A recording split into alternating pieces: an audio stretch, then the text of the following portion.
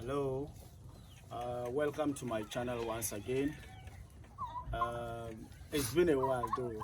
I think this was just we're putting certain things in order, and I think I'm very grateful to all of you for your patience. Today, I just want us to talk about. I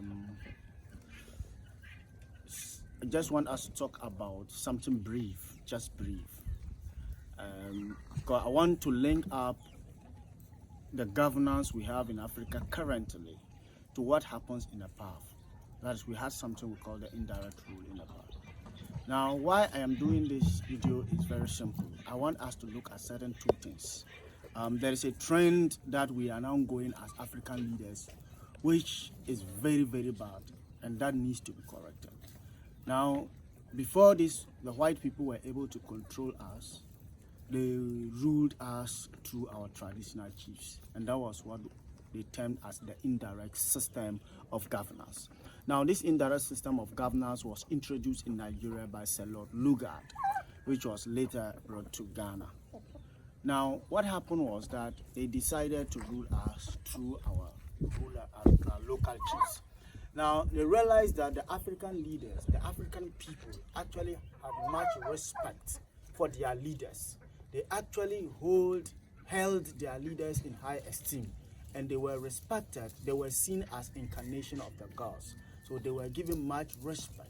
So they decided to rule us through them, and then they introduced the indirect system, where even the Ghanaian literate, the Ghanaian elites were denied from taking part in this sort of system. Now, they were using our chiefs, instead of advising them, they were now dictating to them as to what to do. No wonder the indirect system failed because of its nature. Now, coming to talk about present day, most of African countries claim we are sovereign states. Our leaders have made us feel like we are still practicing the indirect system of governance, where even though we have elected our own leaders, but it looks as if our leaders are being dictated to. They are being told as how to govern us and what to do, and which is very bad. And then because, like, for instance, in Ghana, for instance, we have our leaders who are not even patronizing local goods. They are not even promoting what we have here. All what they do is that they try to what? Even make us feel like what we produce here is even inferior. And advice from a local man here is being looked down upon. Just like we don't even make ourselves feel like, yes, we are also people. We look down on people. We don't even represent the people we represent. It's funny, but that is the reality here. And we are saying that if you look at the trend they are taking, it is almost equal to how the indirect system of governance was introduced to us, which was colonizing us. So the question now is that, are we still being colonized? Or is just that our leaders have refused to represent the Africans who have elected them into office? No wonder people say that if you want to test the character of an African man, give him power. We are our own enemies. Instead of our leaders to represent the people who have elected them to represent them, they are rather, excuse me to say, I don't know, in their own selfish interest, whatever they are doing. It is baffling to even realize that even in Ghana, a vaccine that has been made, a trial vaccine, to be said, is something that is being tested, not confirmed yet. Yet, it's like it's being imposed on the people to be vaccinated, if not by general police. I mean, sometimes when we make this, it is even against our own human rights. And we need not to dictate to our people. We need not to treat them like like the way our colonial masters were treating us. These are people you are representing. These are people who have given you power to represent them. It is funny to think that whatever you are doing, they will appreciate your efforts. And I used to say it, and I'll continue to say it. No amount of water can ever change the pulse of a leopard. No matter how long a stone remains under running water, it can never turn to a crocodile. You are an African man, and you will be seen as an African. Why don't we always try as much as we can to represent our own people? It's funny. It is unfortunate that we are repeating the past mistakes that our forefathers did. Today we are mentally slaved. Our children are made to understand that anything that is made from Africa is inferior, and anything coming up there and that is because of the bad policies our African leaders are taking. Agriculture used to be the backbone of the people of Africa because food security is key. Today, what happens? We can't even feed our own people, and the funny thing is that most of them enjoy importing food because that is where they make illegal money out of.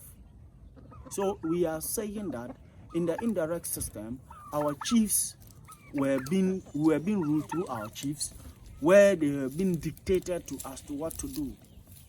And then at least even at a point they needed people to translate, they decided not to involve the elite, educated elite. And then that attitude brought a misunderstanding between the educated elites and our local chiefs by then.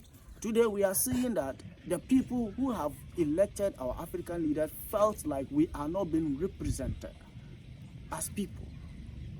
We are not being represented at all. It is high time our African leaders sit up and then understand that the people who have elected them into office have given them mandate to improve their lives, to develop them. No wonder Africa was described as a shithole by the former United States of American president, the US president.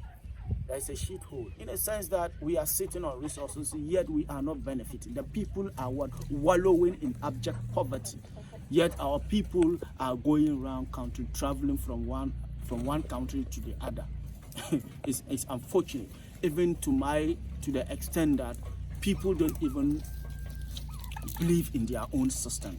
That is why I was saying initially that our people, our leaders have failed us. So if you look at the current trend now, what is going on, the way and manner our leaders are ruling us, is like we are going through another form of colonialism, which is very bad.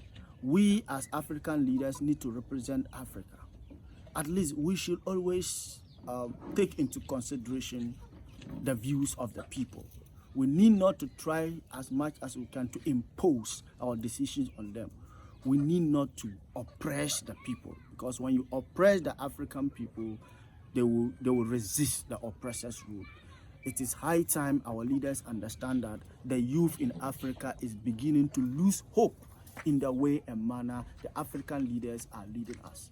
We need to let the youth have confidence in our systems. Let the systems work, and let them believe that they can also make it here.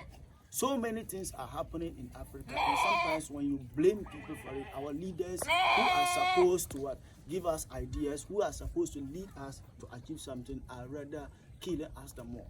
So I'm trying to let people understand that what is currently happening is like we have elected, we are sovereign countries, all right, but our leaders are being dictated to. So it's like there's some kind of indirect rule going on. We don't even understand. It is not clear to us as Africa as to which path to take. And that is why I felt that our educational system alone is so disturbing enough. And then we need to redesign our educational structure such that it will meet the needs of the ordinary African.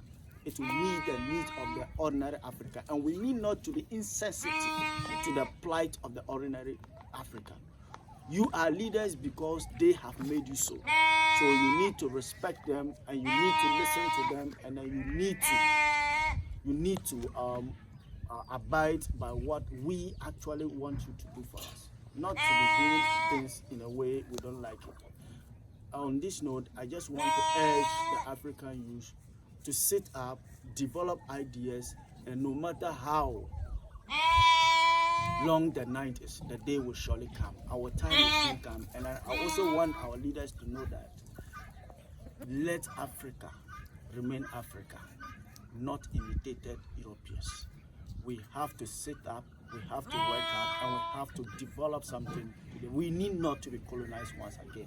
It is so baffling, it is so unfortunate that our leaders today are making us feel like strangers in our own land. Africa had rule, Africa had culture, Africa had tradition. We need to respect that. we need to respect the people as well.